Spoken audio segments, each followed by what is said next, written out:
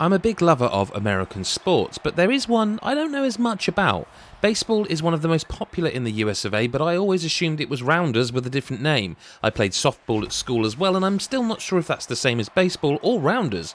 As far as playing the sport in video games, I was a dab hand in the batting cages in Yakuza, and on Wii Sports I was the king of the diamond. It's fortunate then that Super Mega Baseball 3 welcomes new players with open arms. Although it may be confusing at first, by playing a couple of games it gets you up to speed with the fundamentals of the sport.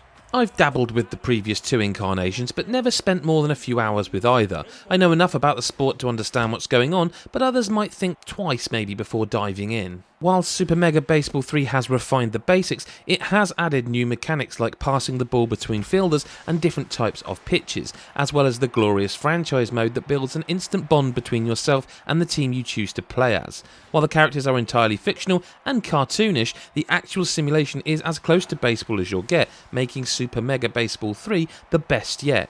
It's straightforward and grounded while offering a deep level of play.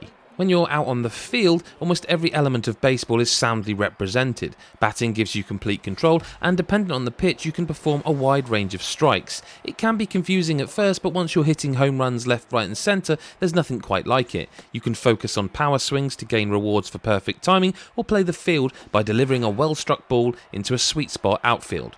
Pitching is a mix of getting the right power and the perfect pitch. Throw a curveball to confuse the hitter, or throw a fastball just inside the pitching zone to rack up those strikes. Certain pitches have some beautiful styles, and deciding which one will work well against the batter provides another layer to its surprisingly deep gameplay. The only area of the game I struggled with was manually fielding. Whilst players on your team can catch or move without you controlling them, if you want to dive then the precision needed quite often misses the mark. Most of the time you'll not need to fly through the air to make a catch, but the slightest mistake can cost you vital seconds, allowing the opposing players to move on to the next base or even make their way round the diamond. It's a fluid experience, one made better by how fast your team can move the ball around. If a batter doesn't get the distance it needs, you can quickly throw the ball to first base if your player has decent power. Previous iterations in Metalhead's baseball series only had seasons to play through, but now there's a franchise mode. Thankfully, it's not as deep as the modes featured in NBA 2K or EA's Madden NFL, but it gives you just enough to sink your teeth into. Each team has a fundamental strength. Some are better fielders, some are supremely powerful, and others have a balanced skill set. I opted for the Nemesis, a band of extremely powerful hitters. Also, I thought the name was cool. And they've got a guy called Mash Tatters, making it a win-win in my eyes. I opted for a shorter season to start with, comprised of 16 games, so that I could get to grips with everything. At the start, I knew little about my team, but as the season went on, I felt a great connection to them, making some of my later decisions incredibly tough.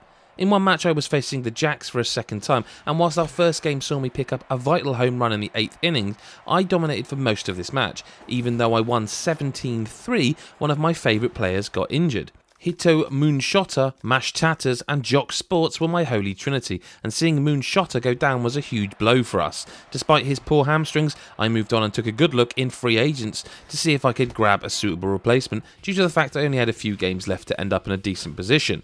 While you can't trade with other teams, there's a list of players you can sign, but at the same time it means you must let someone go. Becoming fond of your team makes those decisions difficult, as well as making sure you stay in range of your salary cap. Players on the free agency list change in value, so it gives you a reason to play the stock market, if you will. Another factor you need to pay attention to is improving your players through acquiring temporary buffs and debuffs known as traits. It adds a strategic element to how you approach every game. Scouting the opponent and seeing how certain traits will help you out gives Super Mega Baseball 3 more depth. The presentation isn't at the same high level of the Madden games, but it's still a good looking game. Player animations are limited, and there aren't tons of variety in the way your teams move around the pitch. But the 14 different stadiums and customization options allow for lots of different setups. Every player can be customized, as well as your team's uniform, letting that personal connection build even more. You can even adopt a tune for when your player walks up to bat or grabs a home run.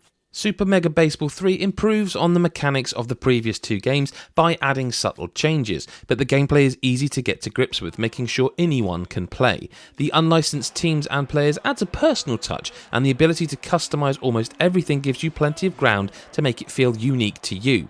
I'm a big fan of how you can change the difficulty called Evo, giving you the freedom to choose between 1 to 99 in different aspects of play. Finally, the inclusion of its franchise mode means you can do more than just play a season. Hiring, improving your team, and watching players you love retire builds a welcome bond between you and your team. Hi, Adam from GodIsAGeek.com here. Hope you enjoyed our review of Super Mega Baseball 3 by Chris White. Haven't played one of these in a while actually, maybe since the first one.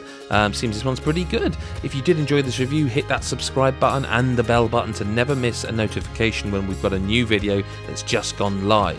If you want to leave us a comment what you think of this game, or if you're looking forward to it or going to pick it up at some point, we'd love to hear from you. Thanks for your time, and we'll see you in the next video. Bye for now.